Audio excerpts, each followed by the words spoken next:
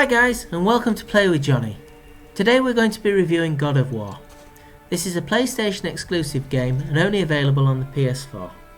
It is less than 2 years old and is currently on sale here in New Zealand for $25 brand new, with even cheaper second-hand copies available. I should warn you that I cannot review this game without revealing some spoilers, but I am confident that nothing I say will affect your enjoyment of the game.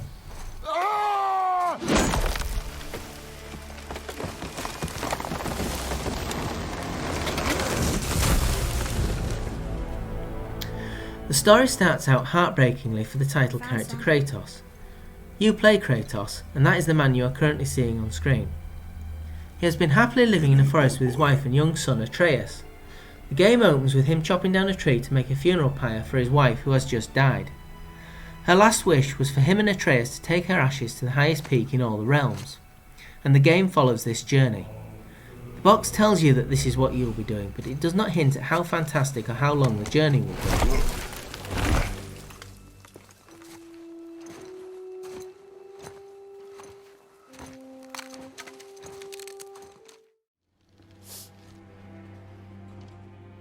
She's ready.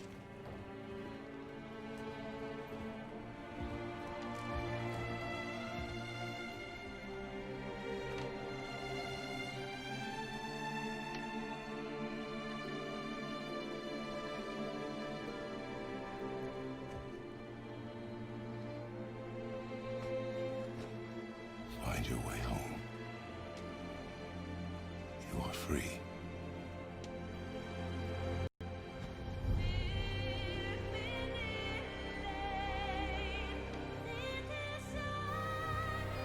God of War is a third-person, offline, fantasy action fighting adventure. It is part of a franchise, but I haven't played any of the other God of War games, so I can't compare them, but this is a standalone game.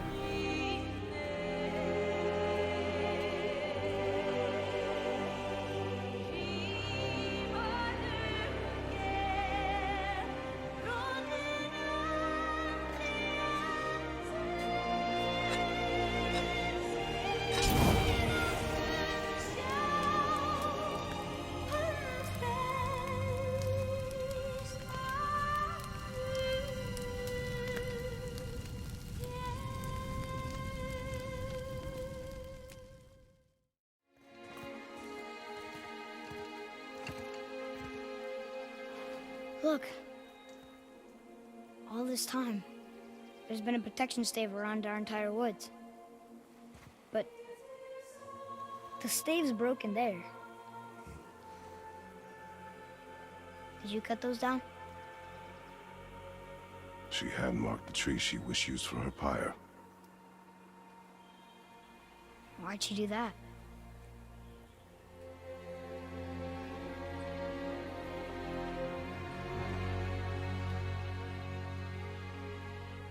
Come. No looking back now.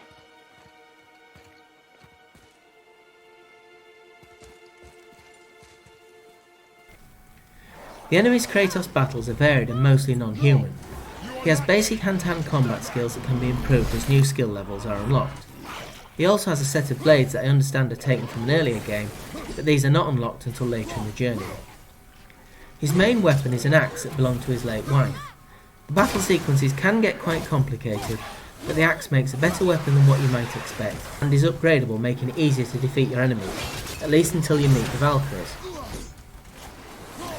Kratos starts out with basic armour, but as you progress and collect money, or hack silver as the game calls it, you can buy and upgrade different pieces of armour. Each piece of armour offers different levels of strength, runic attack, vitality and defence. This way you can customise how you approach the fighting in the game. As your enemies get stronger, you can improve your armour and skills, and the game seems to match these attributes very well. It pushes you to get better at the game, not just cheat and reduce the difficulty level, which you can do, except when playing on the hardest difficulty setting, Give Me God of War.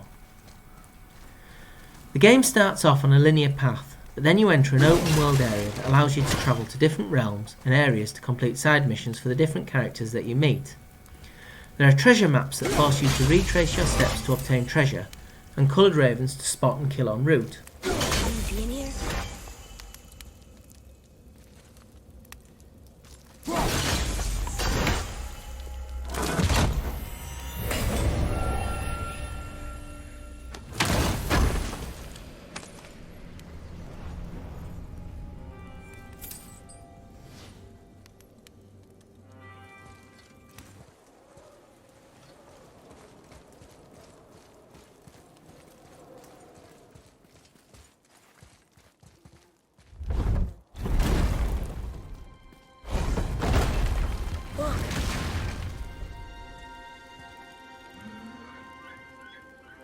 Can I have my bow back now? Can you hit it from here? We should get closer.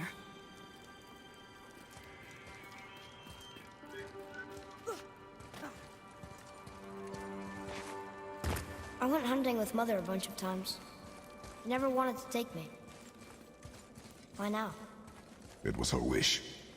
And it was time. Okay. Along the journey, Kratos gets to know his son with whom he has been distant, and the game takes you along an emotional journey unlike any other game I have played. You also battle Norse gods and dragons, and meet witches and dwarfs and wisecracking heads who help you along your journey. Your companions can be extremely funny and break up the tedium of the long distance travel, but they do have what I consider extremely bad language. This game generally is very educational and describes Norse mythology very well. Clever. Conversations had along the way discuss the characteristics, habits and affairs of the Norse gods, as well as telling interesting fables. The game is classified in New Zealand as PG-13, but it is an extremely violent game and the box itself is labelled R15. I can only assume that New Zealand rates it PG-13 because Kratos is not depicted as killing humans, and swearing may be more tolerated here. Boy, Oh, look! It's Skull and Hati, the giant wolves who chase the sun and moon. Where did they come from? How did they get up there? What's happening there at the end? They eat the sun and moon? And then everybody fights?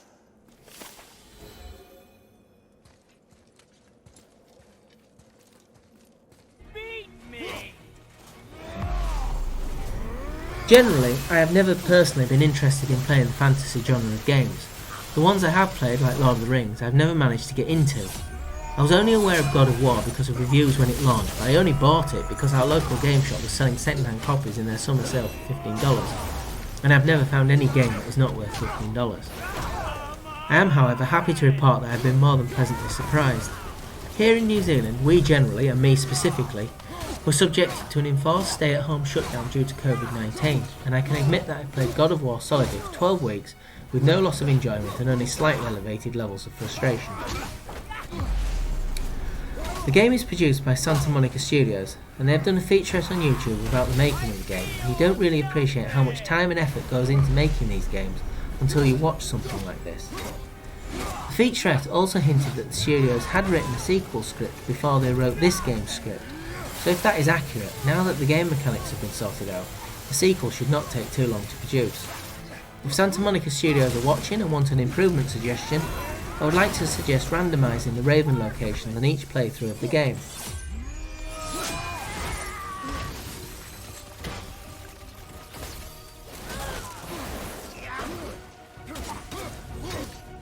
Despite the fact that this is not considered a new game, the graphics and visual effects are still stunning. All the different areas have a different visual style to them, and the gameplay is varied. You become emotionally involved and find yourself caring for the characters. The game also has a new Game Plus feature that means it doesn't have to end, and it has areas where you can continue to play to collect hack silver and purchase upgrades. Some of the antagonists are ridiculously difficult to overcome, especially the Valkyries, and you can very quickly get sick of hearing Valhalla in a high-pitched screeching voice. Now normally I would find some area of the game to criticise, but after giving it some thought I really couldn't find any. There are some annoying characteristics of certain characters, and the interplay between them sometimes doesn't fit where you are in the story, but it is nothing that spoils your enjoyment of the game and nothing that needs fixing. This game is as cheap as chips, buy it, you will get more than your money's worth.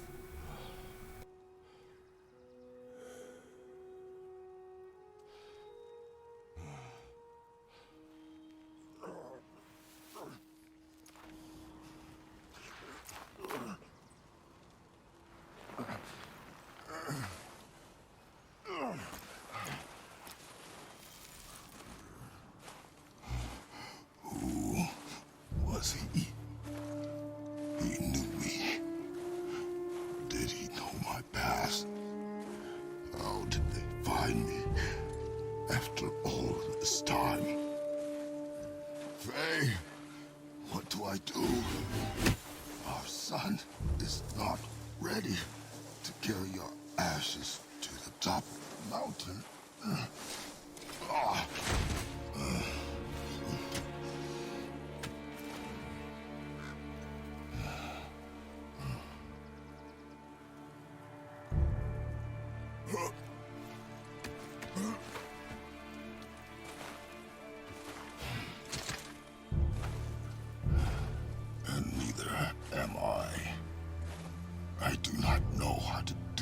without you.